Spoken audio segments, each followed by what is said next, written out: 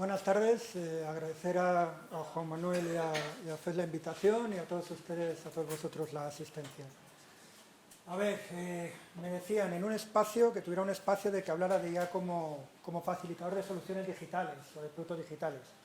En primer lugar, estamos en una época digital, todos lo sabemos, y a medida que va avanzando las generaciones, todavía más nativos digitales. Yo tengo un hijo de 9 años y solo se mueve en el mundo digital, no se mueve en otro mundo, o sea, se mueve completamente. Entonces, en este mundo digital sí que la IA es importantísima como ese facilitador de crear soluciones y servicios digitales. Y ahora lo veremos en la presentación. Una cosa que creo que es muy interesante y que es un mensaje que quiero dar es que la IA está reinventando las empresas, está reinventando todo tipo de empresas, tanto las grandes empresas, ahora hablaré un poco de Inetum, de la empresa que pertenezco, como las pymes. Estamos en un país de pymes, estamos en una región, en una comunidad con un tejido productivo de pymes. Yo nací en Madrid, pero mis padres son de Ávila, soy un castellonense, mi mujer de Ávila, o sea que lo conozco muy bien y podemos ver cómo la IA está reinventando esas empresas que vamos a ver.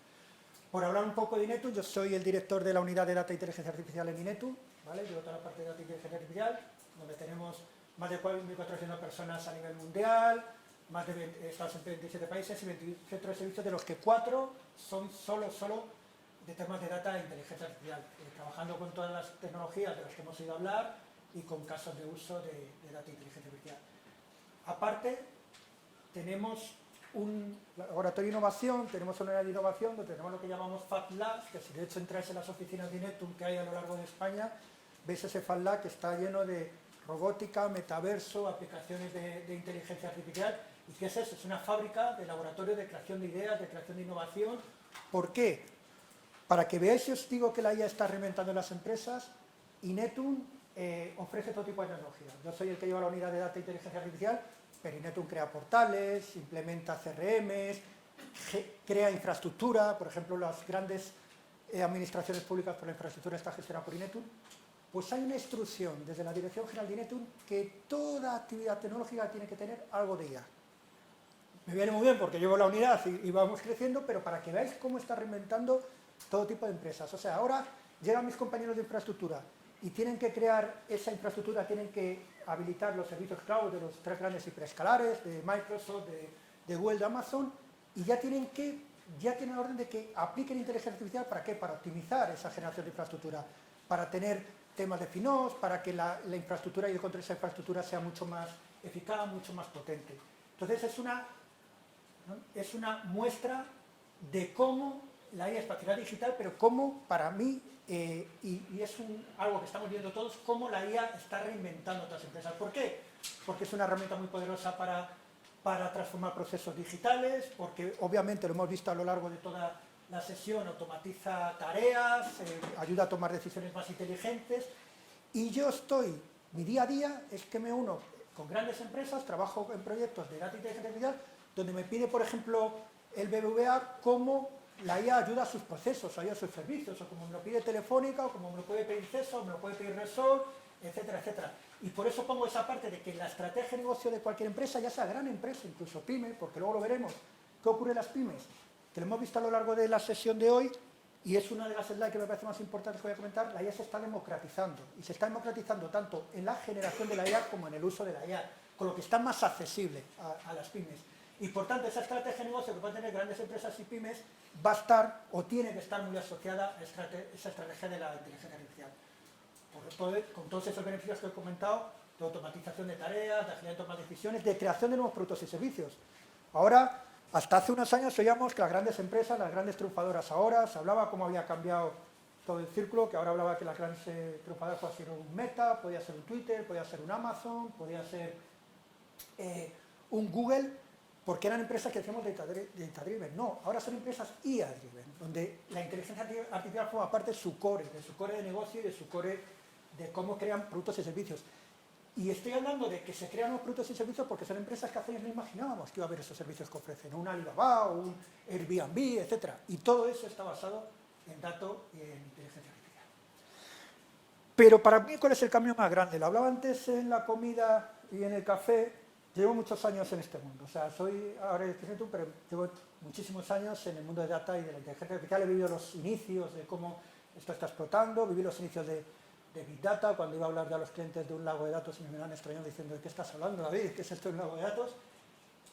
Y he vivido esas grandes revoluciones, esos grandes saltos de esto. Pero ¿qué salto para mí me parece muy importante ahora? Esa democratización que estoy hablando. Todos podemos utilizar OpenAI. Antes hablaba Juan Manuel, que aparte del trabajo que tiene Neto, soy profesor en la universidad.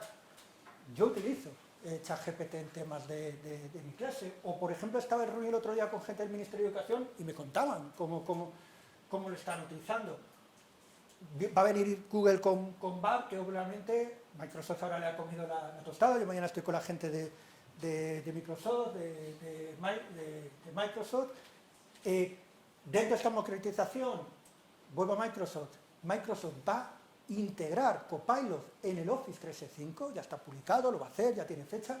Imaginad lo que es eso, imaginaos que el Teams, que lo utilizamos muchos, pues ya va a tener inteligencia artificial, o imaginaos que el Excel, el PowerPoint, etcétera, va a aprovechar la fuerza de Copilot para generar más valor. De hecho, yo estuve en una presentación con mi dirección general y le decía, cuadros de mando en Power BI, para los analíticos, cuadros de mando inteligentes. Y yo iba ahí diciendo, mira qué cuadro de mando inteligente, que puedes hablar con lenguaje natural, qué tal. Y me decía, no, yo está en Microsoft en Seattle y me ha hecho una demo de que le pedía un Excel y me creaba el Excel, la inteligencia artificial.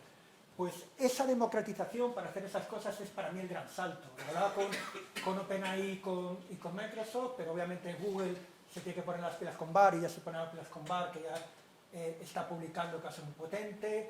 Pasa no solo de la IA generativa que estoy hablando, sino, también lo comentaba, es increíble, yo tengo un equipo de unas 200 y pico personas, ¿no? Tendré unos 100 data scientists. Yo recuerdo hace años cómo generábamos determinados modelos algorítmicos en que tardamos más y como herramientas que tenemos las hiperescalables, ya puede ser en Vertex con Google, o puede ser en Azure Machine Learning, o SageMaker con el Autopilot, que es AutoML, esa generación de Auto Machine Learning te facilita mucho poder crear modelos. Con lo que está llevando esa democratización en dos sentidos.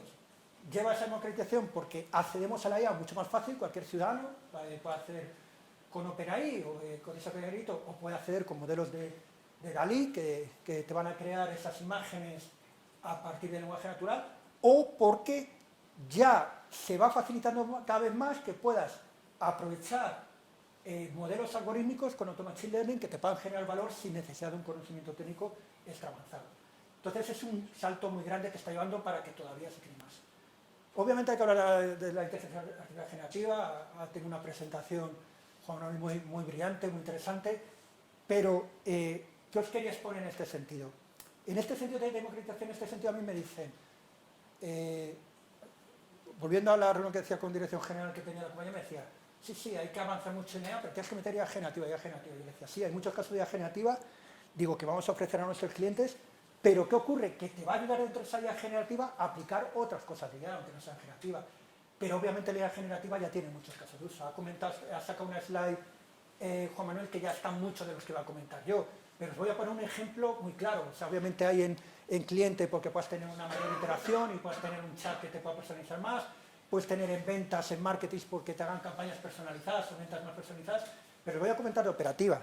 Nosotros, hace poco, yo tuve que atender una oferta muy grande de millones de una de las empresas de IT más importantes que hay en España y para hacer unos servicios de desarrollo de temas de data y de desarrollo con otras unidades de mi empresa, desarrollo de temas tecnológicos. Pues en esa oferta, en ese pliego que sacaba esta compañía, era obligatorio que metieras cómo la IA generativa iba a ayudar a eficientar la operación. ¿En qué sentido? Yo, obviamente, cada vez programo menos, o casi no programo cuando doy una clase, etcétera, pero claro que metimos ahí que con Copilot eficientáramos la creación de código, y la creación de programación de código, o claro que metimos que la IA generativa, el testing, las pruebas que hacemos de desarrollo, se pudiera eficientar mucho más y se pudiera crear mucho más. O mis compañeros de infraestructura incluso también están metiendo para esa parte de configuración de la infraestructura, de cómo puedo agilizar la configuración de la infraestructura. O sea que con esto podéis ver cómo, de verdad, ya son muchos casos de uso, y estoy de acuerdo más con Juan en lo que he comentado antes, todavía tenemos la punta. O sea, yo lo comentaba antes, estoy acostumbrado a participar en muchos eventos de IA y recuerdo lo que hablaba de un año a otro y me sorprendo de qué hace esto. O en las clases que doy yo de IA en la universidad, a veces termino el curso y digo, tengo que meter esta cosa nueva, digo, porque ya se ha revolucionado y es increíble cómo se avanza en ese sentido. Pero es más allá del ChatGPT. De hecho, aquí estaba comentando, antes hablaba, Juan Manuel, nosotros en la empresa se ha prohibido el uso de ChatGPT, está capado a nivel interno, pero ¿qué hemos hecho? Hemos creado nuestro ChatGPT con base de datos de conocimiento interno. Y además está actualizada, lo comentaste Juan Manuel, ChatGPT está hasta el 2021, tú a nuestro ChatGPT le preguntas quién ganó la Liga del 2023 y te lo responde. O quién ganó la Liga del 2022 y te lo responde. ¿Pero por qué se ha capado? Se ha capado por temas, luego lo veremos. Uno de los grandes desafíos, se ha hablado durante todo el día, es el tema ético, el tema de responsabilidad, el tema de privacidad. Entonces, se capaba a nivel de que se puede hacer, que pudiera haber problemas de uso incorrecto, pero había que aprovechar toda su potencia. Entonces, más allá del ChatGPT lo comentaba, lo que decía antes, hay orden en toda la compañía. Y ya os digo que abarcamos todo tipo de tecnologías, que cualquier oferta que hagamos a nuestro cliente, o que hagamos a nuestros clientes, veamos cómo tiene IA porque va a aportar más valor. Ya sea porque le estoy desarrollando un portal, ya sea porque le estoy poniendo un tema de infraestructura, ya sea porque le estoy implementando un CRM, o ya sea porque le estoy haciendo un tema de IA. Pero todo lo que tenga que tener IA. Y obviamente va a ayudar a reducir costes, nos ayuda a nosotros a mejorar la calidad del servicio, a fiabilidad, a mayor especialización.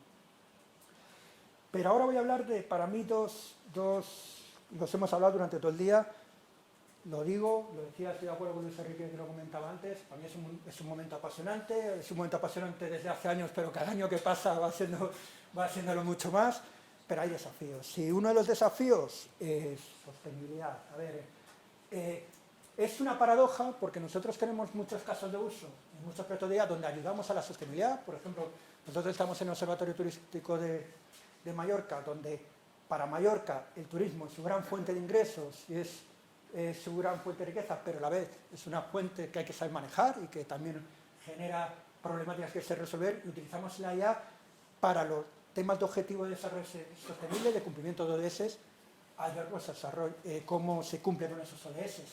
¿Qué ocurre con esto? Que entonces vemos que la IA tiene que ayudar a la sostenibilidad. Todos conocemos, yo participé, no estaba en Ineto, estaba en una anterior empresa, pero participé con Carmen Artigas, con la Secretaria de Estado de Inteligencia Artificial, en el programa de algoritmos verdes, el desarrollo de la estrategia de inteligencia artificial del programa de algoritmos verdes, y eso te aplica a que intentes que la IA ayude a la sostenibilidad. Pero ocurre la paradoja que la IA puede ayudar a la sostenibilidad, pero también puede tener un gran impacto en la sostenibilidad. Todos hablamos, antes hemos hablado, la IA generativa tira de los LLM, de los grandes modelos de lenguaje, y eso supone, o puede suponer, un impacto de carbono.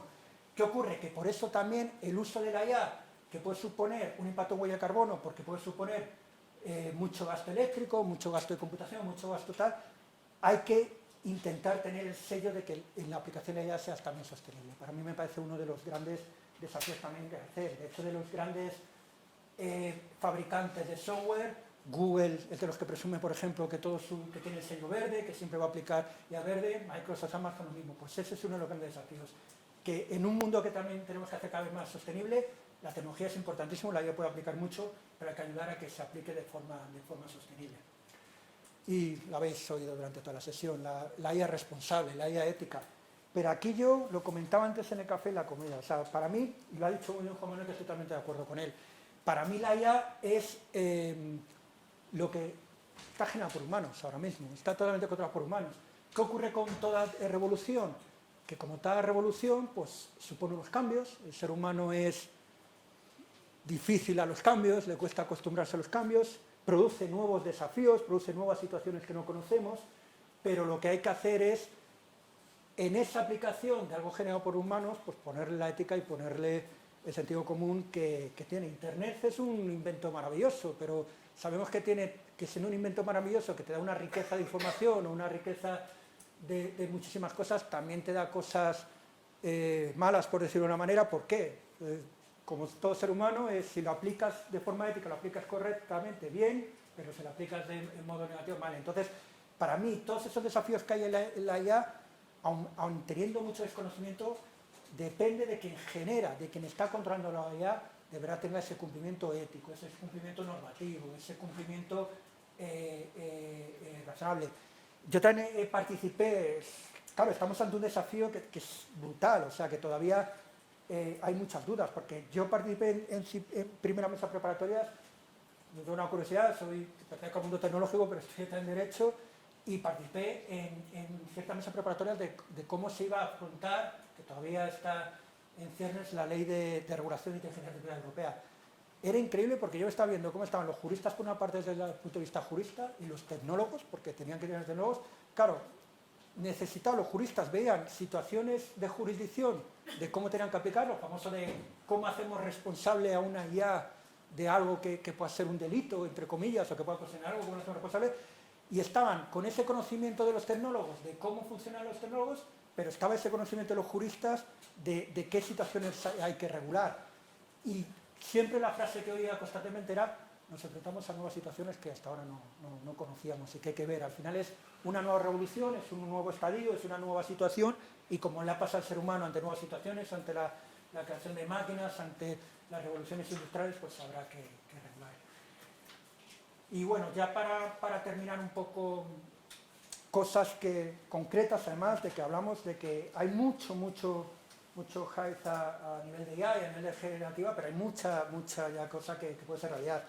Antes, cuando hablamos de casos de uso por ejemplo, de IA generativa para tema de customer experience, para tema de experiencia de cliente, etc., a mí hay ahora dos grandes bancos en España que me están pidiendo cómo utilizar esa IA generativa dentro de temas de atención. Lo que pasa es que lo están utilizando ahora para adentro, porque están siendo prudentes. Están diciendo: mira, quiero probarlo cómo lo utilizo internamente, cómo está funcionando internamente, cómo me eficienta, que ahora tengo canales de comunicación internos para atender entre unidades, que esto me puede ser mucho más rápido, me puede ser mucho más fiable, pero lo tengo que testear.